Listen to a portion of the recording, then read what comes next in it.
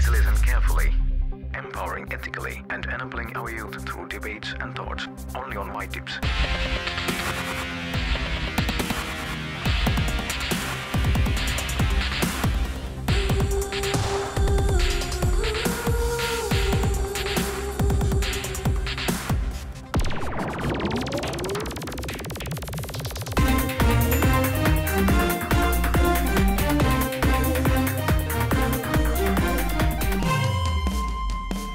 ഇന്നത്തെ കാലഘട്ടത്തെക്കുറിച്ച് സാധാരണ പറയുന്ന ഒരു പറച്ചിലുണ്ട്.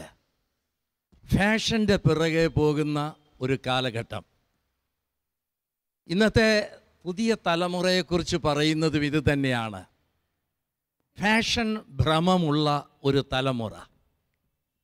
ഫാഷൻ എന്നുള്ള വാക്ക് കേൾക്കുമ്പോൾ തന്നെ ചിലർക്ക് വലിയ ബുദ്ധിമുട്ട് അതിനെ അംഗീകരിപ്പാൻ. എന്നാൽ ചിലർക്ക് ഏറ്റവും ഇഷ്ടമുള്ളൊരു വിഷയമാണ് ഈ ഫാഷൻ എന്ന് പറയുന്നത്. അതുകൊണ്ട് ഇന്ന് നമ്മൾ ചർച്ചയ്ക്കെടുക്കുന്ന വിഷയം ഫാഷൻ എന്നുള്ള വിഷയമാണ്. പ്രത്യേകിച്ച് ഫാഷൻ ഭ്രമം എന്നുള്ള വിഷയമാണ് കൂടുതലായിട്ട് നമ്മൾ ചർച്ച ചെയ്യുന്നത്.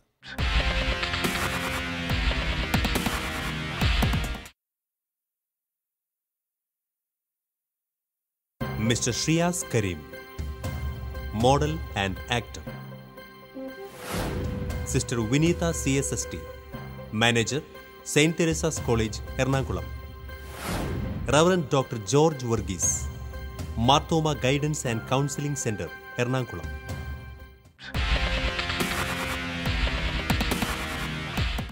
ഈ ഫാഷൻ എന്ന് പറയുമ്പോൾ പെട്ടെന്ന് നമ്മുടെ മനസ്സിലേക്ക് കടന്നു വരുന്ന ചില ചിന്തകളുണ്ട്. ഇത് ഈയിടെ എങ്ങാണ്ട് കണ്ടുപിടിച്ചൊരു കാര്യമാണ് ഈ ഫാഷൻ എന്ന് പറയുന്നത്. ഈ പുതുതലമുറയിലുള്ള കുഞ്ഞുങ്ങളൊക്കെ കോപ്പി ചെയ്യുന്നൊരു സംഗതിയായ ഫാഷൻ എന്ന് പറയുന്നത്. ഇങ്ങനെയൊക്കെയുള്ള ചിന്തകൾ നമ്മുടെ പലരുടെയും ഇടയിലുണ്ട്.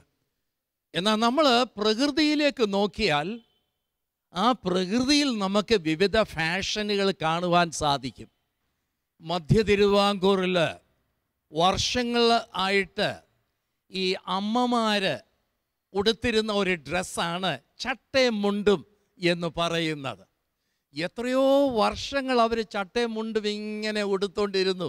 അതിനകത്ത് ഒരു മാറ്റവും ഇല്ലായിരുന്നു. കുറേ നാളുകൾക്ക് മുൻപ് എവിടെ നിന്നോ സാരി അതിനിടയ്ക്കോട്ട് കടന്നു വന്നു. സാരി കടന്നു വന്നപ്പോൾ ചട്ടയും മുണ്ടും ഉടുത്തിരുന്ന അമ്മമാർ ഇതിനെ എതിർക്കാൻ തുടങ്ങി, വിമർശിക്കാൻ തുടങ്ങി. കുറച്ച് കഴിഞ്ഞപ്പോൾ ഈ ചട്ടയും മുണ്ടും അങ്ങ് അപ്രത്യക്ഷമാകാൻ തുടങ്ങി. സാരിയായി. പിന്നീട് സാരി കഴിഞ്ഞ് കുറേ കഴിഞ്ഞപ്പോൾ പിന്നീട് ചൂരിദാറായി. ചൂരിദാർ കഴിഞ്ഞ് കുറേ കഴിഞ്ഞപ്പോൾ പിന്നീട് മറ്റെന്തൊക്കെയോ ആയി. മിനി, മിഡി, ഇങ്ങനെയൊക്കെ പറയുന്ന ഒരുപാട് കാര്യങ്ങളൊക്കെ ആയി. അത് പെട്ടെന്ന് പെട്ടെന്ന് പെട്ടെന്ന് പെട്ടെന്ന് ഇങ്ങനെ ചേഞ്ച് ചെയ്യുന്നു. ആൺപിള്ളേരുടെ ഇടയ്ക്കാണെന്ന് വരികിൽ ആദ്യം ധോത്തി, മുണ്ടും ഷർട്ടും ഒക്കെ ആയിരുന്നു. കുറേ കഴിഞ്ഞപ്പോൾ അവർ പാൻസ് ധരിക്കാൻ തുടങ്ങി. പാൻസ് ഇട്ട് കുറേ കഴിഞ്ഞപ്പോൾ അവർ ഇങ്ങനെ ടൈറ്റ് പാൻസ് ഒക്കെ ഇടാൻ തുടങ്ങി. ആ ടൈറ്റ് പാൻസ് കഴിഞ്ഞ് കുറേ കഴിഞ്ഞപ്പോൾ ബെൽ ബോട്ടം ഇടാൻ തുടങ്ങി. ബെൽ ബോട്ടം കുറേ കഴിഞ്ഞപ്പോൾ എലഫൻറ്റ് ബോട്ടമായിട്ട് മാറി. അതും കഴിഞ്ഞ് കുറേ കഴിഞ്ഞപ്പോൾ ഇവർ തയ്യക്കാരുടെ കൈ കൊണ്ട് കൊടുക്കും.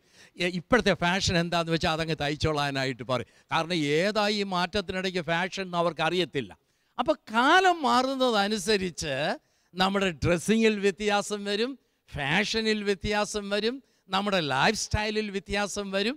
ഇതൊക്കെ ഞാൻ മനസ്സിലാക്കുന്നത് നോർമലായ ഒരു സംഗതിയാണെന്നാണ് മനസ്സിലാക്കുന്നത്. നിങ്ങൾക്ക് അതിനെക്കുറിച്ച് എന്താ തോന്നുന്നത്?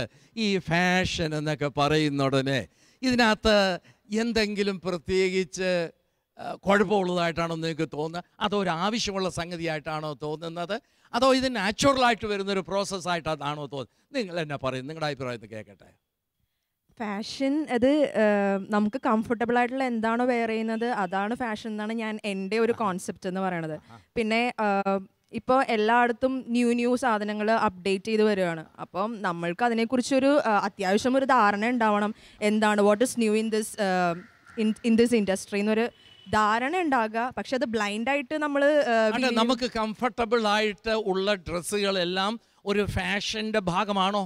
ഇപ്പോൾ അച്ഛൻ പറഞ്ഞ പോലെ തന്നെ മറ്റുള്ളവരെ അട്രാക്റ്റ് ചെയ്യാനുള്ള ഒരു മാനദണ്ഡമായിട്ട് ഇപ്പോൾ വരുന്നുണ്ട്. അത് മാത്രം ആയിരിക്കരുത് ഫാഷൻ. നമ്മുടെ കംഫർട്ട് പ്ലസ് അട്രാക്ട് ചെയ്യാന്ന് ഞാൻ പറയില്ല, പക്ഷെ കാലത്തിനനുസരിച്ചുള്ളത് വേണം ഇടാൻ.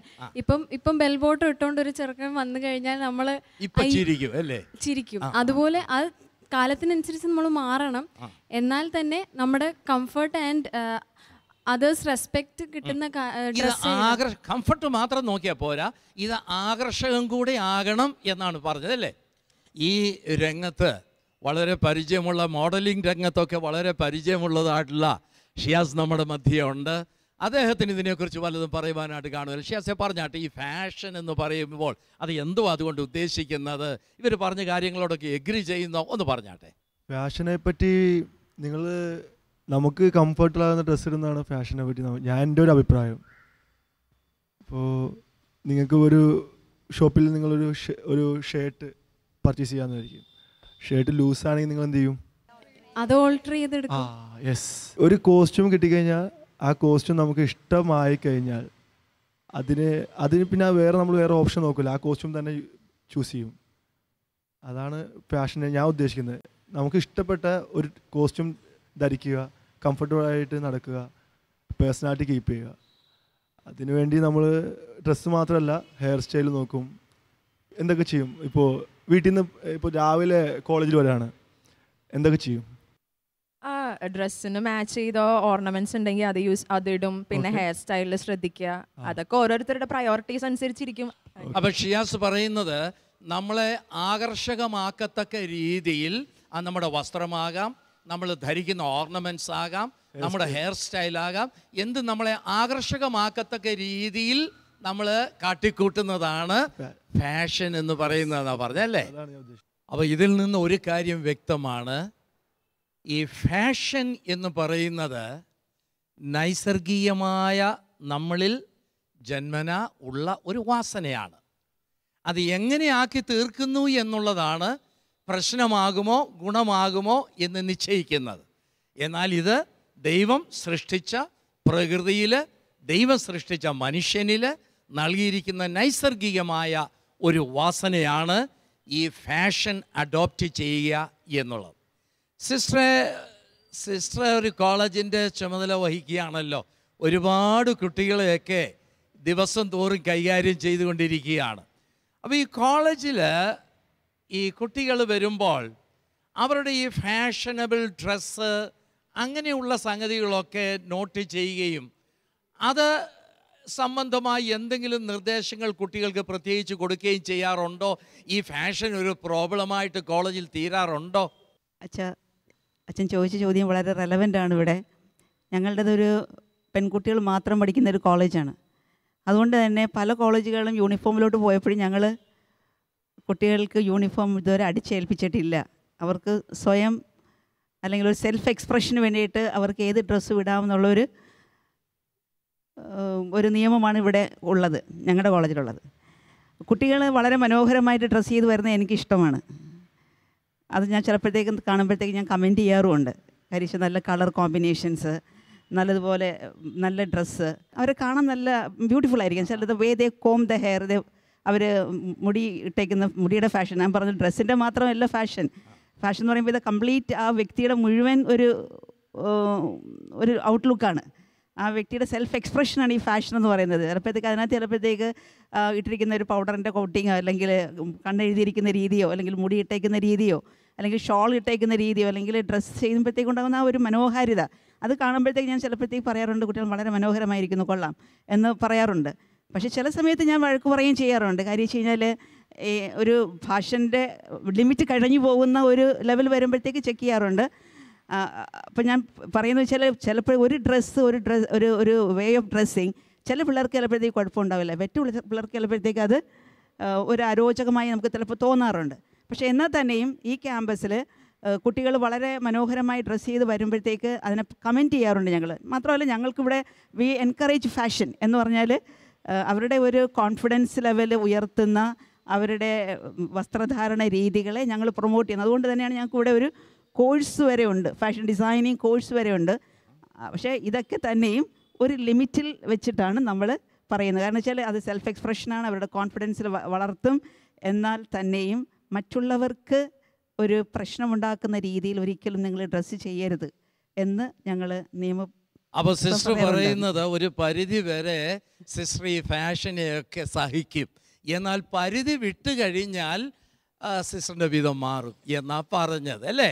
അപ്പോൾ ഒരു പരിധി വരെ നമുക്ക് ഫാഷനബിൾ ആകാമെന്നാ സിസ്റ്റർ പറയുന്നത്. അതിനകത്ത് സിസ്റ്റർ പ്രത്യേകിച്ചൊരു വാക്കെടുത്ത് പറഞ്ഞു, നമ്മുടെ സെൽഫ് കോൺഫിഡൻസിനെ വർദ്ധിപ്പിക്കുവാനായിട്ട് ചില ഫാഷൻസൊക്കെ നമ്മളെ സഹായിക്കുമെന്ന്.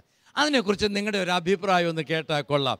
ഈ ഫാഷൻ അല്ലെങ്കിൽ ഫാഷനബിൾ ആകുന്നത്, അല്ലെ ചില പ്രത്യേക തരത്തിലുള്ള ഡ്രസ്സ്, ഇതൊക്കെ നിങ്ങളുടെ സെൽഫ് കോൺഫിഡൻസിനെ വർദ്ധിപ്പിക്കുവാൻ ഇടയാകുമോ? നിങ്ങളുടെ അഭിപ്രായം ഒന്ന് പറഞ്ഞാട്ടെ. എനിക്ക് തോന്നിയിട്ടുണ്ട് ഡ്രസ്സിങ്ങിലൂടെ നമുക്ക് നമ്മുടെ സെൽഫ് കോൺഫിഡൻസ് കൂട്ടാം എന്ന് തോന്നിയിട്ടുണ്ട്. അപ്പം നല്ല രീതിയിൽ ഡ്രസ്സ് ചെയ്യുമ്പോൾ ഒരാൾ കോംപ്ലിമെന്റ് ചെയ്യുമ്പോൾ നമുക്കൊരു കോൺഫിഡൻസ് കിട്ടും. അപ്പം നന്നായിട്ട് ഡ്രസ്സ് ചെയ്യുമ്പോൾ നമുക്ക് നമ്മളെക്കുറിച്ച് തന്നെ ഒരു നല്ല അഭിപ്രായം ഉണ്ടാകും അല്ലേ? അപ്പോൾ നമ്മുടെ സെൽഫ് എസ്റ്റീം വർദ്ധിക്കുമെന്നാണ് ഇദ്ദേഹം പറഞ്ഞത്. നമ്മുടെ സെൽഫ് എസ്റ്റീം വർദ്ധിക്കുമ്പോഴാണല്ലോ നമുക്ക് നമ്മളിൽ കോൺഫിഡൻസ് ഉണ്ടാകുന്നത്. വളരെ നല്ലത്. നന്നായിട്ട് ഡ്രസ്സ് ചെയ്യുമ്പോൾ എനിക്ക് എന്നെക്കുറിച്ച് തന്നെ ഒരു കോൺഫിഡൻസ് ഉണ്ടാകും. മറ്റെന്തെങ്കിലും ഗുണമുണ്ടോ ഇതുകൊണ്ട്, ഈ ഒരു സെൽഫ് കോൺഫിഡൻസ് എന്നുള്ളതല്ലാതെ ഇങ്ങനെ ഫാഷനബിൾ ഡ്രസ്സൊക്കെ ഇട്ട് വരുമ്പോൾ അതിനകത്ത് എന്തെങ്കിലും വേറെ പ്രയോജനം വല്ലതും ഉണ്ടോ? ഫാഷനബിൾ എന്നുള്ളതല്ല, ഇതുപോലെ തന്നെ നല്ലപോലെ ഡ്രസ്സ് ചെയ്യുന്നത് ഇപ്പം എല്ലായിടത്തും ഒരു മാനദണ്ഡം തന്നെയാണ്. ഒരു ജോബ് ഇൻ്റർവ്യൂവിന് പോവുകയാണെങ്കിലും അതിൻ്റെ ഒരു മെയിൻ പോയിൻ്റാണ് ഡ്രസ്സ്, ഹൗ വി ഡ്രസ്. അത് എല്ലാ ഇൻ്റർവ്യൂസിലും നമ്മുടെ നോക്കുന്ന ഒരു കാര്യമാണ്.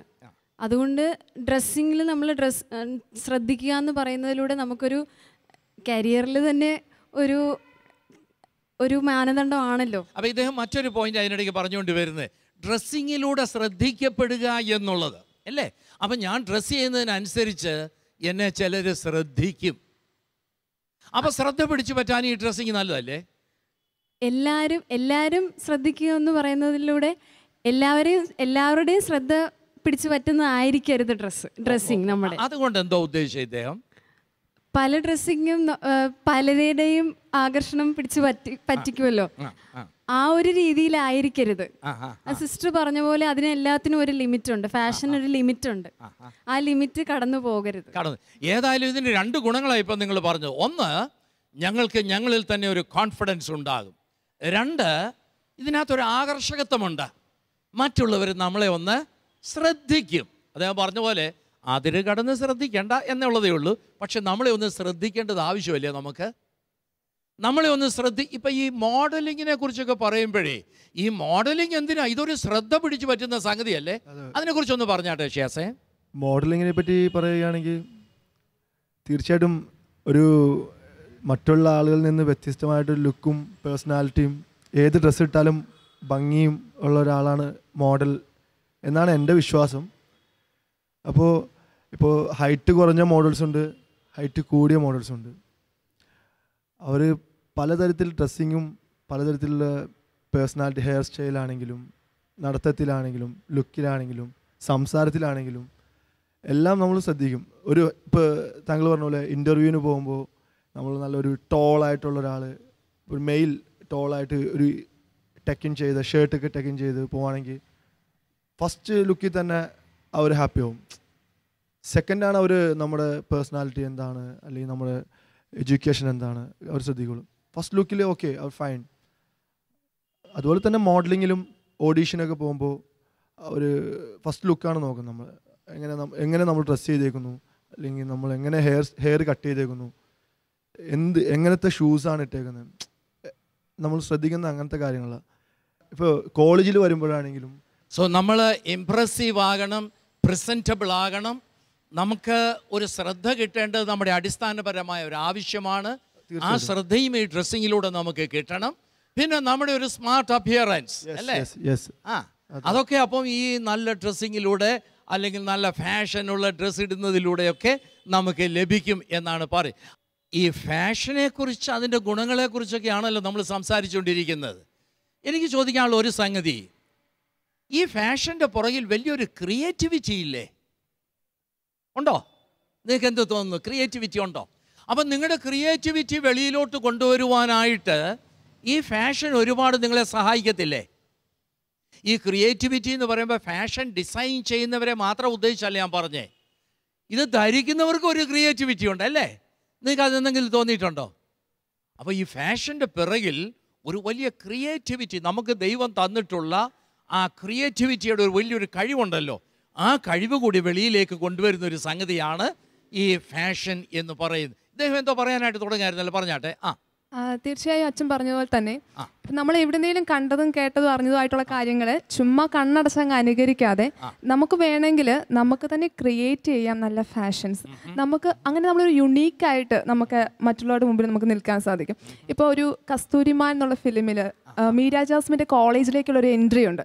അതെന്ന് വെച്ചാൽ ആ ആക്ട്രസ് പറയുന്നുണ്ട്, അവിടെ ഇവിടെയും കീറിയതും മുറിഞ്ഞതും ഒക്കെ ആയിട്ടുള്ളത് വെട്ടിത്തയ്ച്ച് മെനക്കെട്ട് അങ്ങനെ ഞാൻ ഈ രൂപത്തിലാക്കി കോളേജിലേക്ക് ഞാൻ വരികയാണെന്ന്. അപ്പോൾ അതൊരു അതൊരു പുതിയ ഫാഷനായി. അത് അനുകരിക്കാൻ ഒരുപാട് പേര് ഉണ്ടായി ആ ഒരു കോളേജിൽ. അപ്പോൾ അതുപോലെ തന്നെ നമുക്ക് നമ്മുടെ ക്രിയേറ്റിവിറ്റി അനുസരിച്ച് നമുക്ക് എന്ത് ചെയ്യാം, ഒരു ചുമ്മാ ഒരു മുത്ത് കിട്ടിയാൽ അല്ലെങ്കിൽ ഒരു കഷ്ണം തുണി കിട്ടിയാൽ നമുക്ക് അതൊരു പുതിയ ഫാഷനാക്കി മാറ്റാം. നമ്മളെ ഫോളോ ചെയ്യുന്ന ഒരുപാട് പേരെ നമുക്ക് അതിലൂടെ ഉണ്ടാക്കിയെടുക്കാം. ചുമ്മാ ആരെങ്കിലും ചുമ്മാ അനുകരിക്കാതെ നമ്മളെ അനുകരിക്കാൻ വേണ്ടിയിട്ട് വലിയൊരു പോയിന്റ് ആണ്. അതായത് ഫാഷൻ എന്ന് പറയുന്നത് വെറും അനുകരണമാകരുത്, നമ്മുടെ ക്രിയേറ്റിവിറ്റിയുടെ ഒരു എക്സ്പ്രഷനായി മാറണമെന്നാണ് ഇദ്ദേഹം പറഞ്ഞത്. അതിനിടയ്ക്ക് ഇദ്ദേഹം ഒരു കാര്യം പറഞ്ഞു. ഒരു സിനിമയിലെ ഒരു സീൻ കണ്ടിട്ട് പലരും ഇത് കോപ്പി ചെയ്യുന്ന ഒരു രീതി ഉണ്ടെന്നുള്ളതിനെ കുറിച്ച് അല്ലേ? ഒരു സിനിമ ഒരു സിനിമ കണ്ടു കഴിയുന്ന ഉടനെ അതേ ഡ്രസ്സ് വിട്ടുകൊണ്ട് കോളേജിൽ വരാനുള്ളൊരു ടെൻഡൻസി ഉണ്ടാകത്തില്ലേ?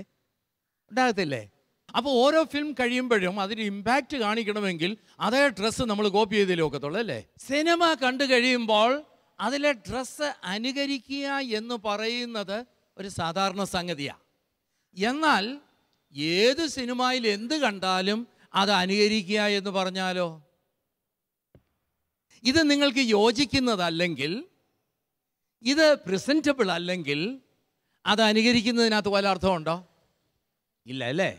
അപ്പോൾ നമ്മൾ ഇത്രയും നേരം കണ്ടുകൊണ്ടിരുന്നത് ഈ സിനിമയിൽ കാണുന്ന സംഗതികൾ അനുകരിക്കുക എന്ന് പറയുന്നത് നോർമൽ ആണെങ്കിൽ തന്നെയും പല അനുകരണങ്ങളും പല അപകടങ്ങളിലേക്ക് നമ്മളെ എത്തിക്കാം എന്ന് നമ്മൾ ചിന്തിച്ച് തുടങ്ങുകയാണ്. അപ്പോൾ ഈ ഫാഷൻ കൊണ്ട് ഒരുപാട് ഗുണങ്ങളൊക്കെ ഉണ്ട്. നമ്മളെ പ്രസൻറ്റബിൾ ആക്കാം, റെക്കഗ്നീഷൻ കിട്ടും, അറ്റൻഷൻ കിട്ടും, ക്രിയേറ്റിവിറ്റി ഉണ്ടാകും. അത് മാത്രമല്ല, ഇതിൻ്റെ ഫീൽഡിൽ പ്രവർത്തിക്കുന്ന അനേകർക്ക് ഇതൊരു ആദായ മാർഗമല്ലേ? ഒരുപാട് പേർക്ക് ജോലി കിട്ടും, ഇതൊരു ആദായ മാർഗമാണ്. അപ്പോൾ അങ്ങനെയുള്ള ചില ആദായങ്ങളും ഇതിൻ്റെ പിറകിലൊക്കെ ഉണ്ട്. അങ്ങനെയൊക്കെയുള്ള പല ഗുണങ്ങളും ഉണ്ട്. എന്നാൽ ഗുണങ്ങളോടൊപ്പം തന്നെ ഈ ഫാഷൻ ഭ്രമം എന്ന് പറയുന്നത് ചിലപ്പോൾ അപകടകരമായ ഒരു അവസ്ഥയിലേക്ക് നമ്മളെ എത്തിക്കാൻ സാധ്യതയുണ്ട് എന്നുള്ളതാണ് ഇനി നമ്മൾ നോക്കേണ്ടതായുള്ള വസ്തുതകൾ. സിസ്റ്ററിൻ്റെ അഭിപ്രായം എന്താ സിസ്റ്ററെ? ഇങ്ങനെയുള്ള ഈ അനുകരണം, അന്ധമായ ചില അനുകരണങ്ങൾ അപകടകരമായ ഒരു അവസ്ഥയിലേക്ക് എത്തിക്കാൻ സാധ്യതയുണ്ടോ? തീർച്ചയായിട്ടും ഉണ്ട്. കാരണം മാറി വരുന്ന ഫാഷൻ അനുസരിച്ച് നമ്മളെ തന്നെ ഒരുക്കി കൊണ്ടുപോവുകയാണെങ്കിൽ അത് ഭാരിച്ച ചെലവ് ഒരു കുടുംബത്തിലേക്ക് വിളിച്ചു വരുത്താറുണ്ട്. അപ്പം ചിലപ്പം മിക്ക കുടുംബങ്ങൾക്കും ഒരു പക്ഷേ അത് സാധ്യമായി എന്ന് വരില്ല. അപ്പോൾ സാധാരണഗതിയിൽ കുട്ടികൾ ചെയ്യുന്നു എന്ന് ഞാൻ ഇന്ന് പത്രത്തിൽ കണ്ടായിരുന്നു. അവർ വേറെ മാർഗത്തിലൂടെ, അതായത് തെറ്റായ വഴിയിലേക്ക് ചരിക്കാനുള്ള സാധ്യതകളുണ്ട്. ഒന്ന്. രണ്ടാമത്തേത് വീട്ടിൽ വാശി കൂട്ടുക, മാതാപിതാക്കൾ ഇല്ലാത്ത ആവശ്യങ്ങൾ നിരത്തി വെച്ചിട്ട് മാതാപിതാക്കൾക്ക് ജീവിതം തന്നെ അസഖ്യമാക്കി മാറ്റുക. മൂന്നാമത്തേത് കൂട്ടുകാരുമൊത്ത് പലയിടങ്ങളിൽ കറങ്ങാനുള്ള സാധ്യതകളും കൂടി വരുന്നുണ്ട്. അത് ഈ ഫാഷൻ്റെ പുറകെ പോകുന്നത് കൊണ്ടും ഫാഷൻ്റെ അല്ലെങ്കിൽ അതനുസരിച്ച് ജീവിക്കാനുള്ള ഒരു താല്പര്യം മനസ്സിൽ ജനിക്കുന്നത് കൊണ്ടും കൂടിയാണ്. പല ഇൻസിഡൻസും നമുക്ക് എടുത്ത് കാണിക്കാൻ പറ്റും. പക്ഷേ ഇത് ഈ അമിതമായിട്ടുള്ള ഒരു വ്യഗ്രത ഫാഷനോട്, അല്ലെങ്കിൽ എനിക്ക് അംഗീകാരം വേണം, എന്നെ എല്ലാവരും അറിഞ്ഞിരിക്കണം, മറ്റുള്ളവരെക്കാരും നല്ലതുപോലെ ഷൈൻ ചെയ്യണം എന്നുള്ളൊരു ദ്വര മനസ്സിൽ വന്നു കഴിയുമ്പോഴത്തേക്കാണ് ഇങ്ങനെയുള്ള അപകടങ്ങളിലേക്ക് മനുഷ്യൻ ചെന്ന് ചാടാനായിട്ടുള്ള സാധ്യത ഉണ്ടാകുന്നത്. അപ്പോൾ ഫാഷന് സിസ്റ്റർ വളരെ അനുകൂലമാണ് കേട്ടോ. എന്നാൽ അത് അമിതമായിട്ട് നിയന്ത്രണം വിട്ടു പോകുന്ന ഒരവസ്ഥയിലേക്ക് എത്തുമ്പോൾ അതിൻ്റെ അപകടത്തിലേക്കാണ് സിസ്റ്റർ വിരൽ ചൂണ്ടുന്നതായിട്ട് ഞാൻ മനസ്സിലാക്കുന്നത്. നിങ്ങൾ അതിനോട് എഗ്രി ചെയ്യുന്നുണ്ടോ? ഈ ഫാഷനൊക്കെ വേണം, എന്നാൽ അത് അതിര് വിട്ടു പോകുവാനായിട്ട് ഇടയാകരുത് എന്നുള്ള ആ അഭിപ്രായത്തോടെ നിങ്ങൾ യോജിക്കുന്നുണ്ടോ? നിങ്ങളുടെ അഭിപ്രായം ഒന്ന് കേൾക്കട്ടെ. ഫാഷൻ നല്ലതാണ്, പക്ഷേ സിസ്റ്റർ പറഞ്ഞ ഒരു പോയിന്റ് വളരെ ശരിയാണ്. അത് വളരെ ചെലവ് കൂട്ടുന്ന ഒരു സംഭവമാണ്. ഇപ്പം വസ്ത്രങ്ങൾക്കൊക്കെ വില കൂടി വരുന്ന അവസ്ഥയാണ്. പിന്നെ ഗേൾസിൻ്റെ ഡ്രസ്സുകളാണെങ്കിൽ കൂടുതലും തയ്ക്കുക, അപ്പം തുണി എടുക്കുന്ന ചിലവ്, തയ്ക്കുന്ന ചിലവ്, പിന്നെ ഷൂസൊക്കെ. ഇപ്പോൾ എൻ്റെ ബോയ്സ് ഇപ്പോൾ ഭയങ്കര ഫാഷനബിളാണ്. എൻ്റെ അനിയനൊക്കെ ആണെങ്കിലും ഭയങ്കര ഫാഷനബിളാണ്. അവന് ഒരു ഫംഗ്ഷൻ എടുത്ത ഡ്രസ്സ് തന്നെ അടുത്ത ഫംഗ്ഷൻ ഇടത്തില്ല. ഷൂ ആണെങ്കിൽ അവനൊരു ചെറിയ ഗിയറിൽ വന്നാൽ മാറ്റി കിട്ടണം എന്നൊക്കെയുള്ള വാശിയാണ്. അപ്പോൾ അതൊക്കെ നല്ല ചിലവാകും. അവനെല്ലാം ബ്രാൻഡഡേ പറ്റുകയുള്ളൂ. അപ്പം അതൊക്കെ വീട്ടിൽ നല്ലൊരു ചിലവ് കൊണ്ടുവരും. അപ്പോൾ ഈ ഫാഷൻ്റെ പിറകെ പോയാൽ ഇത് ചിലവുള്ള കാര്യമാണെന്നാണ് പറയുന്നത് അല്ലേ? ഈ ചിലവ് ചിലപ്പോൾ വഹിപ്പാനായിട്ട് എല്ലാ വീട്ടുകാരെ കൊണ്ട് സാധിച്ചു എന്ന് വരത്തില്ല. അങ്ങനെ വരുമ്പോൾ അവിടെ എന്താ സംഭവിക്കുന്നേ? ഇല്ല, ഒത്തിരി സാമ്പത്തിക അവസ്ഥയിലുള്ള കുടുംബങ്ങൾക്ക് ഇത് ചിലവ് വഹിക്കാൻ പറ്റുള്ളൂ. പക്ഷെ അവർക്കും ഫാഷനബിൾ ആകണം, എന്തോ ചെയ്യാം? അപ്പം അവരതിനനുസരിച്ചുള്ള വസ്ത്രങ്ങൾ, അവർക്ക് കംഫർട്ടബിൾ ആയിട്ടുള്ള എന്നാൽ അഫോർഡ് ചെയ്യാൻ പറ്റുന്ന വസ്ത്രങ്ങൾ ധരിക്കുന്നതായിരിക്കും നല്ലത്. അപ്പോൾ അവർക്കൊരു നിരാശ ഉണ്ടാകത്തില്ലേ? എല്ലാവരും ഫാഷനബിൾ ആയിട്ടുള്ള ഡ്രസ്സ് ധരിക്കുന്നു, എനിക്ക് മാത്രം അതിനുള്ള സാമ്പത്തിക ശേഷി ഇല്ല. അപ്പോൾ ഒരു അപകർഷതാബോധം അവരിൽ ഉണ്ടാകത്തില്ലേ? ഉണ്ടാകുമായിരിക്കും. പക്ഷേ ഇപ്പം നന്നായിട്ട് നല്ല എന്താ പറയുക, വില കുറഞ്ഞ് മീൻസ് അവർക്ക് അഫോർഡബിൾ ആയിട്ട് ഡ്രസ്സ് ചെയ്യുന്നതും നല്ലതായിട്ട് ഡ്രസ്സ് ചെയ്യുന്നവരും ഉണ്ട്. അപ്പോൾ ഉള്ളത് നന്നായിട്ട് ഡ്രസ്സ് ചെയ്യുന്നതാണ് ഫാഷനബിൾ എന്നാണ് ഇദ്ദേഹം പറഞ്ഞു വരുന്നത് അല്ലേ? അങ്ങനെ ഡ്രസ്സ് ചെയ്യുന്നത് നല്ലതാണ്, അതൊരു ഫാഷനായിട്ട് തന്നെ കണക്കാണ്. നിങ്ങൾ ആ അഭിപ്രായത്തോട് യോജിക്കുന്നുണ്ടോ? അവിടെയാണ് ക്രിയേറ്റിവിറ്റിയുടെ ഇമ്പോർട്ടൻസ് വരുന്നത്. നമുക്ക് ചെറിയ ചെലവിലുള്ള മെറ്റീരിയൽസ് കൊണ്ട് നമ്മുടെ ക്രിയേറ്റിവിറ്റി യൂസ് ചെയ്ത് അതിനെ പോഷിപ്പിക്കാം. അങ്ങനെ ഒരു അഭിപ്രായമാണ് എനിക്ക്. അപ്പോൾ നമ്മൾ ഈ സാമ്പത്തിക പരാധീനതയിലേക്ക് പോകേണ്ട ആവശ്യമില്ല. ഉള്ളതൊക്കെ നന്നായ രീതിയിൽ നമ്മൾ ഉപയോഗിക്കുകയാണെങ്കിൽ നമ്മുടെ ക്രിയേറ്റിവിറ്റി കൂടുതൽ വർദ്ധിപ്പിക്കാനും സാധിക്കും. അത് നന്നായ രീതിയിൽ നമുക്ക് ഇണങ്ങുകയും ചെയ്യുമെന്നാണ് പറയുന്നത്. അപ്പോൾ ഇതിനകത്ത് എനിക്ക് വേറൊരു സംശയമുള്ളത്, ഈ ഓരോ ഡ്രസ്സുകളുമൊക്കെ ഇടുമ്പോൾ ഓരോരുത്തരുടെ ശരീരത്തിന് യോജിച്ച ഡ്രസ്സാണ് നമ്മൾ ഇടേണ്ടത്. ഒരാളിട്ട ഡ്രസ്സ് മറ്റൊരാളിട്ടാൽ ചിലപ്പോൾ അത് ചേർന്നു എന്ന് വരത്തില്ല. അപ്പോൾ ശരീരത്തിന് യോജിക്കുന്ന രീതിയിൽ നീളമുള്ളവർ, വണ്ണമില്ലാത്തവർ, വണ്ണമുള്ളവർ, ഇവർക്കൊക്കെ ശരീരത്തിന് യോജിക്കുന്ന രീതിയിലുള്ള ഡ്രസ്സാണ് ആവശ്യം എന്നാണ് ഞാൻ മനസ്സിലാക്കുന്നത്. അതിനെക്കുറിച്ച് കൂടുതലായിട്ട് പറയുവാനായിട്ട് നമ്മുടെ മോഡലിനെ കൊണ്ട് സാധിക്കും. ഒന്ന് പറയാമോ, ശരീരത്തിന് യോജിച്ച രീതിയിലുള്ള ഡ്രസ്സ് എടുക്കുന്നതിലുള്ള പ്രത്യേകതകൾ എന്തെങ്കിലും ഉണ്ടോ? ഇപ്പോൾ അച്ഛൻ പറഞ്ഞ പോലെ വണ്ണമുള്ള ഒരാൾക്ക് ടീഷർട്ടും ഒരു ജീൻസ് ഇട്ട് കഴിഞ്ഞാൽ അത്ര കാണാൻ ഭംഗി ഉണ്ടാവില്ല. കുറച്ച് ഫാറ്റായിട്ടുള്ള ഒരാൾ, ഇപ്പോൾ സ്ലിമ്മായിട്ടുള്ള ആളിട്ടാൽ ഓക്കെ നൈസ് എന്ന് പറയും. ഫാറ്റായിട്ടുള്ള ആൾ കൂടുതൽ പ്രിഫർ ചെയ്യുകയാണെങ്കിൽ സാരി, ചുരിദാർ അല്ലേ? അപ്പോൾ ഷിയാസ് പറഞ്ഞത് വളരെ ശരിയായ സംഗതിയാണ്. ഓരോരുത്തരുടെയും ശരീരഘടനയ്ക്ക് യോജിക്കുന്ന രീതിയിലുള്ള ഡ്രസ്സാണ് നമ്മൾ ധരിക്കേണ്ടത്. അതാണ് ഫാഷൻ എന്ന് പറയുന്നത്. നമ്മുടെ ശരീരഘടനയ്ക്ക് ആവശ്യമായ രീതിയിലുള്ള ഡ്രസ്സ് ധരിക്കുമ്പോൾ നമ്മൾ കൂടുതൽ അട്രാക്റ്റീവ് ആകും. അപ്പോൾ നമ്മൾ ഇത്രയും നേരം കണ്ടുകൊണ്ടിരുന്നത് ഈ ഫാഷൻ്റെ ചില പ്രയോജനങ്ങളും എന്നാൽ അത് എന്ത് ദോഷവശങ്ങളിലേക്കാണ് നമ്മളെ നയിക്കുന്നതും എന്നുള്ളത് കാണാനൊരു ശ്രമമാണ് നമ്മൾ നടത്തിയത്. എന്നാൽ ഇതിനെക്കുറിച്ച് ഇനിയും കൂടുതലായിട്ട് നമുക്ക് മനസ്സിലാക്കുവാനായിട്ടുണ്ട്. ഫാഷൻ ഭ്രമം എന്ന് പറയുന്നത് ഏതെല്ലാം രീതിയിലുള്ള അപകടത്തിലേക്ക് നമ്മളെ നയിക്കും എന്നുള്ളതും കൂടെ നമ്മൾ മനസ്സിലാക്കിയിരിക്കേണ്ടത് നല്ലതാണ്. അത് അടുത്ത എപ്പിസോഡിൽ കൂടുതലായിട്ട് നമുക്ക് ചർച്ചയ്ക്കായിട്ട് എടുക്കാം.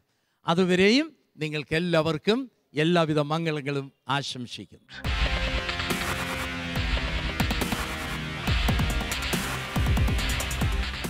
ഈ ഫാഷൻ ഷോ കണ്ടിട്ടുള്ള ആരെങ്കിലും ഇവിടെ ഉണ്ടോ? എനിക്ക് ഇതുവരെ തോന്നിയിട്ടില്ല ഫാഷൻ ഷോസ് കണ്ടിട്ട് അത് ബ്ലൈൻഡായിട്ട് നമ്മളൊന്നും എടുക്കരുത്. എൻ്റെ ഒരു ബ്രദർ എന്ന് പറഞ്ഞാൽ ഫുൾ ബ്രാൻഡ് കോൺഷ്യസ് മാത്രം. അവൻ കേരളത്തിൽ കാണുന്ന ഓൾമോസ്റ്റ് ആളുകൾ അങ്ങനെ തന്നെയായിരിക്കും, ബ്രാൻഡിന് പിന്നാലെ ഓടുന്ന ആൾക്കാരാണ്. ആത്മഹത്യയുടെ പ്രവണതയിലേക്ക് വരെ എത്തുന്ന അവസ്ഥയിലേക്ക് ചിലപ്പോഴത്തേക്ക് ഈ ഫാഷൻ ഭ്രമം കുട്ടികളെ കൊണ്ട് എത്തിക്കാറുണ്ട്. കാരണം മനുഷ്യരുടെ കാഴ്ചപ്പാടിലാണോ മാറ്റം ഉണ്ടാകേണ്ടത്, അതോ ഫാഷനിലാണോ മാറ്റം ഉണ്ടാകേണ്ടത്? ഈ പ്രോഗ്രാമിനെ കുറിച്ചുള്ള നിങ്ങളുടെ അഭിപ്രായങ്ങളും നിർദ്ദേശങ്ങളും ഞങ്ങളെ അറിയിക്കുക. The producer, white tips, Shalom television, Peruvannamuzhi PO, Kozhikode, Kerala, India. Pin 673528. Email shalomwhitetips@gmail.com.